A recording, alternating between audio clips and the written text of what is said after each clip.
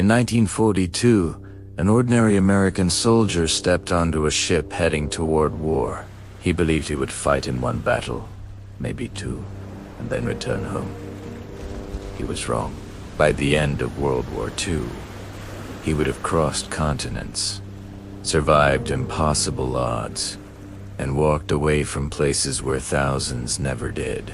This is not the story of a decorated general or a famous hero remembered in textbooks. It is the story of a single man, one among millions, who survived not because he was fearless, but because he endured. He came from a small American town where life moved slowly and predictably. Before the war, his world was defined by routine, family meals, and quiet nights. When Pearl Harbor was attacked, that peaceful life disappeared overnight, replaced by fear, anger, and a sense of obligation he could not ignore. Like so many others, he enlisted believing he was doing what was necessary. He had no idea where the war would take him, or how deeply it would change him. When he finally boarded a ship bound for Europe, he carried a rifle, a uniform that still felt foreign, and the unspoken hope that somehow, against all logic, he would make it back alive. North African Front. The desert of North Africa was his first true encounter with war, and it was unforgiving. The heat was relentless, draining strength and clarity of thought, while sand invaded every part of life: clothing, weapons, eyes, and lungs. Enemy fire came suddenly and unpredictably, often from positions hidden by the vast, open landscape. Battles erupted with little warning. Orders were shouted over the thunder of artillery as confusion spread faster than fear. Men ran, some in the wrong direction, others not moving at all. During one engagement, his unit was nearly surrounded, and many of the men he had trained with were lost within minutes. When the fighting stopped, silence felt heavier than the gunfire. That night, as he sat under the cold desert sky cleaning sand from his rifle, he understood something terrifying. Survival so far meant nothing. This war was long, brutal, and indifferent, and it had only just begun. Italian front, Italy offered no relief, only a different kind of suffering.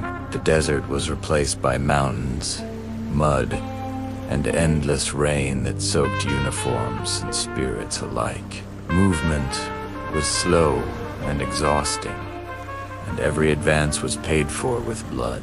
The enemy was skilled, dug in, and patient.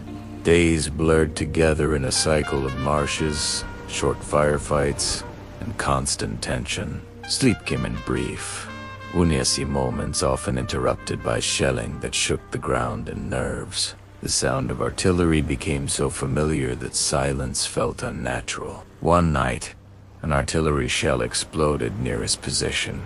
The blast killed the soldier standing less than 2 meters away, leaving nothing but debris and shock behind. He stood untouched, frozen in disbelief, as a question took root in his mind, one that would follow him for the rest of his life. Why did I live when others did not? Normandy front. Normandy was unlike anything he had faced before. The beach was chaos, incarnate smoke, screams, explosions, and bodies scattered across sand stained red by blood. Training dissolved instantly as survival became the only instinct that mattered. Some men froze in terror, unable to move forward or back. Others charged ahead, fully aware they might not survive the next few seconds. Machine gun fire ripped through the air, and explosions hurled soldiers into the sea and onto the shore. Certain he would die, he forced himself to keep moving, one step at a time. Somehow, he reached cover. He survived the day. As night fell, and the wounded cried out in the darkness, he realized a painful truth. Surviving the day did not mean safety, it only meant facing tomorrow. Ardennes front, the Battle of the Bulge Winter brought the Ardennes. With it a new kind of enemy. The cold was merciless. Freezing weapons, numbing fingers, and slowly draining the will to fight. Snow and fog reduced visibility to almost nothing, turning the battlefield into a white nightmare. German attacks came without warning, emerging from the fog with terrifying speed. Men vanished into the snow. Some captured, others killed. Many never found. Hunger and exhaustion weakened bodies, already pushed beyond their limits. He watched friends collapse, not from gunfire, but from cold and starvation. Once again, he survived through no clear reason of his own. By now, survival felt less like victory and more like a burden he was forced to carry. After the war, when the war finally ended, he was still alive, though barely recognizable as the man who had left home years earlier. He was thinner, quieter, and older in ways no calendar could measure.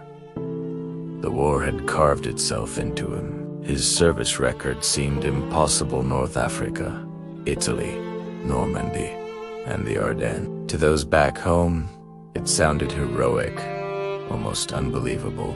They called him lucky. Some called him a hero. He never told them the truth. That survival was not a triumph, but a responsibility. The war ended on paper, but it never truly left him. History remembers battles and dates, but it is people like him who remind us of the real cost of war. Because sometimes, the greatest victory is simply coming home.